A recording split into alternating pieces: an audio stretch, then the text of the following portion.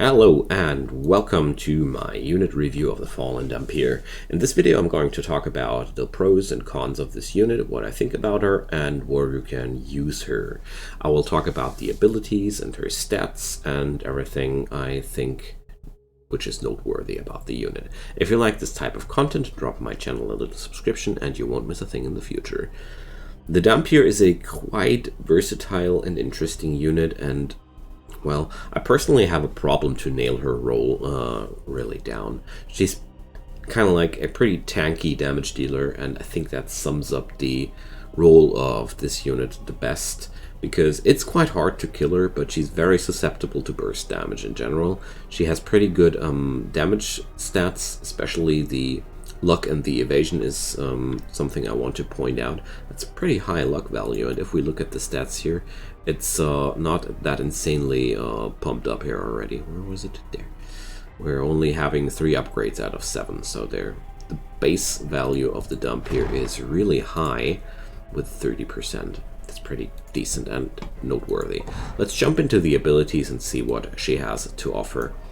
First off, we have the Masterful Thrust, not usable from the front row, keep that in mind, and it shoves you up to the front row, and you can hit everywhere. You ignore attack and block, upgrade, go into a never missing portion, or just straight up more damage. Wonderful skill. Armor ignoring, direct damage. The only thing that's bad about it is basically a movement skill, which is not meant to be a spammable attack skill, because it would be a good one with its versatility and ignoring parts. Next up comes Aim for the Vein. Frontline skill, aiming for the front line, giving us some heal if we crit, and we can upgrade that to mana gain on crit or more heal on crit. And we see here a really strong synergy between the luck and this skill. And we go right next to the other here, the Mocking Riposte, another frontline oriented skill, getting more targets available, but still only usable from the front row. And that's stress damage, putting us into a stance where the Dhampir starts to counterattack each and everybody who attacks her. Here we get in the upgrade a vigor restoring portion out of that, or auto crits on that. If we look at the feature that our little darling here gets attack and red whenever she takes damage, that's such a good synergy to this skill, where you will always get a damage increase in combination with that.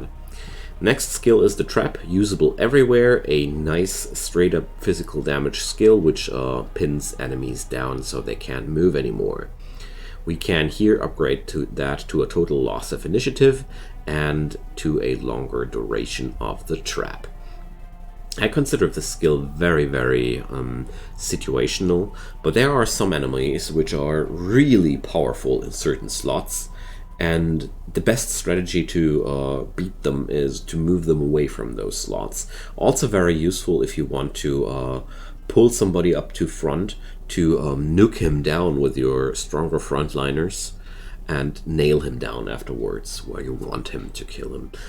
To use this skill needs some preparations, but overall, for the scenarios where you can use it, it's a very powerful skill, because that targeted pin down with damage is really cool. Next up are the 2 ultimates of the Fallen Dhampir. This unit has 2 ultimate skills. We have a quintuple attack, dealing 25% damage per shot, making a total amount of 125% damage, and a complete resistance loss of the enemy unit until the end of the battle. We can do that for less wrath or with more damage per shot, giving us 25% more damage, so we increase that to 150% damage. The next skill is basically the same, only with armor loss and physical damage, just with slightly adjusted numbers. There's some more damage in the physical attacks than in the magical attacks, but this is exactly the same, a armor strip skill. So with this kit, the Dhampir is quite resilient as long as she can crit, or she has this counter-attack skill which heals her on counter-attacks. If we combine these 2 things with a feature and her unique item, which I sadly don't have available right now, but I looked it up, and this item makes her interact with incoming damage in a way that she gets a flat damage reduction whenever she gets damage, which stacks 8 times. So you get a damage reduction over this item, you get heals over this, you get a ramping up damage over time, which makes the Dhampir a really long-lasting damage dealer, which is ideal for bringing down big targets which hide behind lots of armor and resistance and stuff like that. The biggest downside I've found so far about this unit is she's very, very vulnerable to burst damage. That's mainly because of her stats, and we're going to look into this right now. She's having a complete lack of armor and resistance, and you can't change anything about that. That's personally where I think the biggest weakness of this unit comes apart, because she's basically meant to soak damage and meant to withstand many blows to ramp up her damage, but without armor and resistance, that's pretty tough to bring up. And we're going to, she tries to negate that with a pretty high base evasion and healing over crits and counterattacks, but, well, you gotta utilize around that, or this unit will look rather useless. Gotta say, a lot of people I've read their opinions were rather unhappy with the Dhampir, and most of the time I assume might be connected with this. But let's get to the stat overview before I get to the real summary here. So attack and dread are not that highly upgradable, only to a maximum amount of 5 times. I mean, the bonus numbers are decent, but, well, it clearly shows that the main portion of the damage should be acquired over the feature. Vigor is having 5 slots for the upgrade, initiative only 2. Accuracy, though, 12 slots of upgrading. And if we go here, higher accuracy negates evasion, so that's really, really beautiful. Luck has 7 upgrade slots, evasion sadly only 5. So this makes the tankiness of this unit a real downside. Block and ward are having 2 slots, but they're really costly.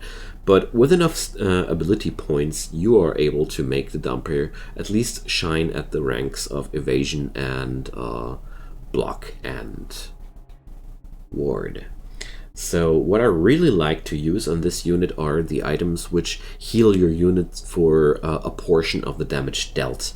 I sadly can't remember how the item was called, but there is some item which heals you for a certain amount of damage dealt. So if you combine that with the Dhampir's skills here, you get a really nasty killing machine.